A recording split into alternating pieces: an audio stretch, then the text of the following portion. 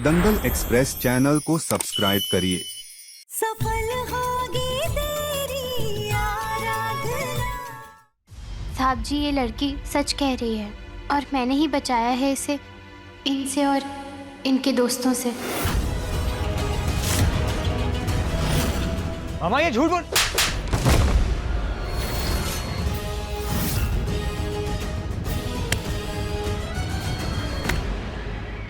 जब तुझे मालूम है मुझे झूठ से कितनी नफरत है,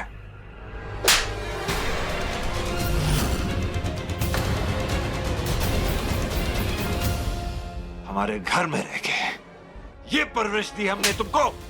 हाँ, क्या तुम भूल गए कि तुम्हारे नाना कौन थे? क्या तुम भूल गए कि मैं कैसा हूं?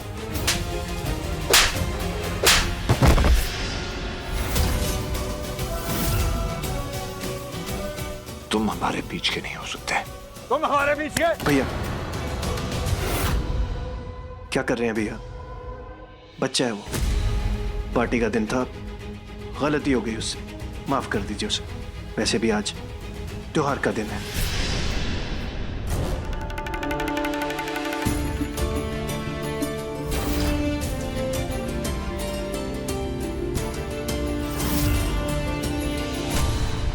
तुम हमारे घर में आई हमारी सेवा करने के लिए, तुम्हारी सेफ्टी और सिक्योरिटी मेरी जिम्मेदारी थी और मुझसे गलती हो गई, क्योंकि हमारे घर के बच्चे ने तुम्हारे साथ ये बेशर्मों जैसा सलूक किया। हमारे घर की परंपरा है कि लड़की चाहे घर की हो या बाहर की, उसे लक्ष्मी का रूप माना जाता है। लेकिन शायद हमारी परवरिश में कुछ कमी रह गई हो, जो हमारे घर के लड़के ने ऐसी घिनौनी जुर्रत की। मेरे माता पिता हमेशा से मेरी बड़ी बहन को और मेरी बीवी को भी मुझसे और मेरे छोटे भाई से ज्यादा मान देते थे, और हमें भी यही सिखाया गया है। लेकिन शायद हम इस नालायक को ये सबक नहीं सिखा पाए, इसलिए मैं तुमसे सच में माफी मांगना चाहता हूं। मेरा बस यही मानना है कि पैसा कभी भी इज्जत की भरपाई नहीं कर सकता। ये लड़का तुम्हारा गुनहगार है, तुम जो सजा चाहे इसे दे सकती हो।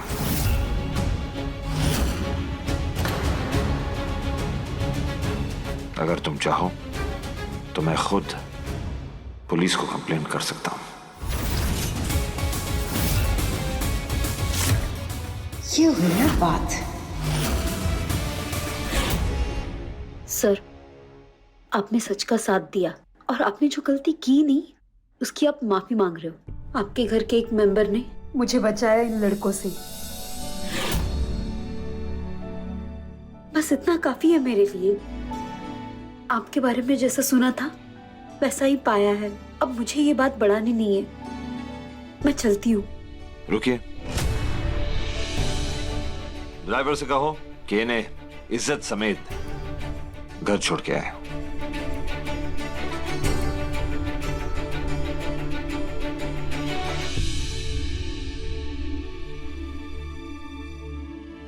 मुझे तो ऐसा लगता है कि जैसे हमारी ही परवरिश में कुछ कमी रह गई हो। इसलिए आर्यन ना हमारे परिवार के संस्कार सीख पाया और ना ही कोई सभ्यता। बेहद अफसोस है ये कि ना आर्यन घर का बेटा बन पाया और ना ही हमारे बिजनेस के उसूल सीख पाया। शिक्षा और संस्कार की फील्ड में हम एजुकेशन सिर्फ हमारे लिए प्रोफेशन नहीं बल्कि हमारा मिशन भी है। लेकिन मुझे यह भी लगता है कि आने वाले 5 दिनों में हमें ऐसा कोई फैसला नहीं लेना चाहिए जिससे आगे जाकर हमें अफसोस हो। गोद लेने की रस्म हमें नहीं करनी चाहिए।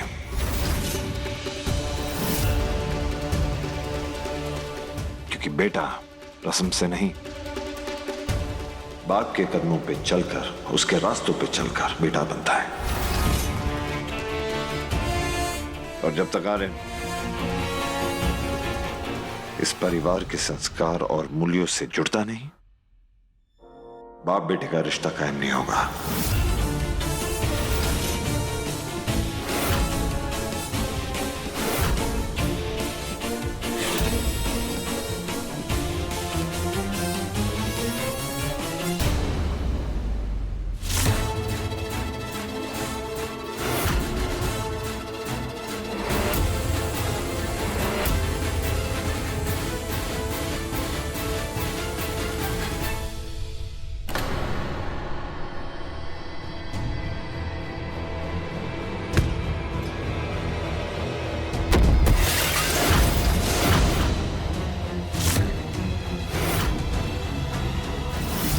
उस 2 टके की लड़की ने 2 मिनट में, सिर्फ 2 मिनट में मेरे 20 साल की मेहनत को बर्बाद कर दिया। जिस सपने को साकार करने के लिए मैंने अपनी पूरी जिंदगी लगा दी थी, उस गवाह की एक गवाही से सब कुछ टूट गया। सब कुछ टूट गया, लेकिन नहीं, इतनी आसानी से ये नहीं बिखर सकता, नहीं बिखर सकता।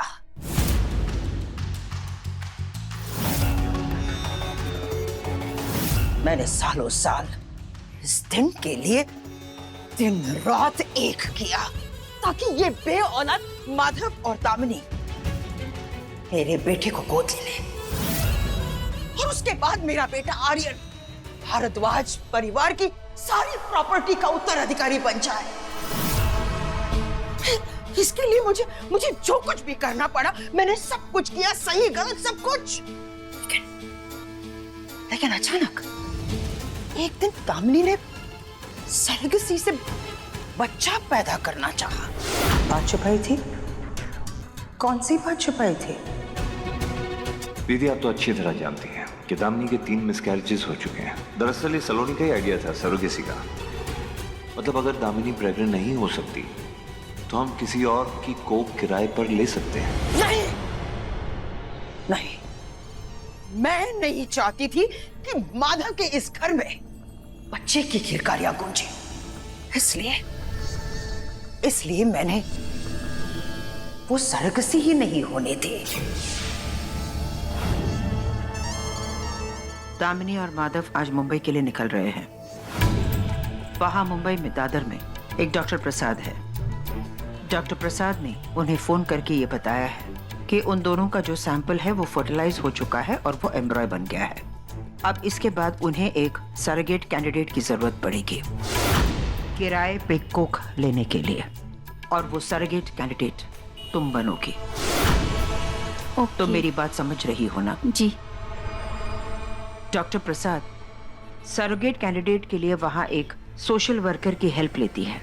मैंने उसका नंबर ढूंढ निकाला है, उसका नाम कादम्बरी है। ओके। तुम मुंबई जाओगी और कादम्बरी से मिलोगी और उसे राजी करोगी कि सरोगेट कैंडिडेट के लिए वो तुम्हें ही चुने, और सरोगसी से ठीक पहले तुम वहां से गायब हो जाओगी। आपका काम हो जाएगा। इनसे मिलिए। ये है भारद्वाज सर और ये है साधना।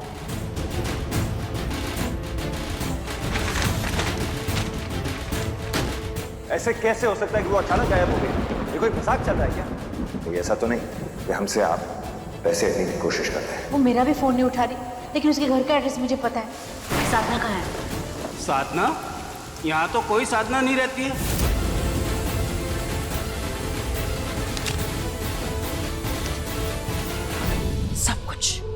सब कुछ मेरे प्लान के हिसाब से चल रहा था। सरगसी फेल हुई, मगर अचानक दामिनी की मौत हो गई। एक बार फिर 14 महीने का लंबा इंतजार मैंने किया। मैंने अपने बेटे के लिए अपने बेटे को माधव के सामने बेटे के रूप में पेश किया। माधव को मैंने राजी कर लिया था कि वो आर्यन को गोद ले ले। एक हफ्ते बाद मेरा बेटा आर्यन माधव का वारिस बनने वाला था, उत्तराधिकारी बनने वाला था। लेकिन नहीं, ये 2 टके की नौकरानी जिसको इस घर में आए चंद घंटे भी नहीं हुए, उसने मेरे 20 सालों की मेहनत पर पानी फेर दिया।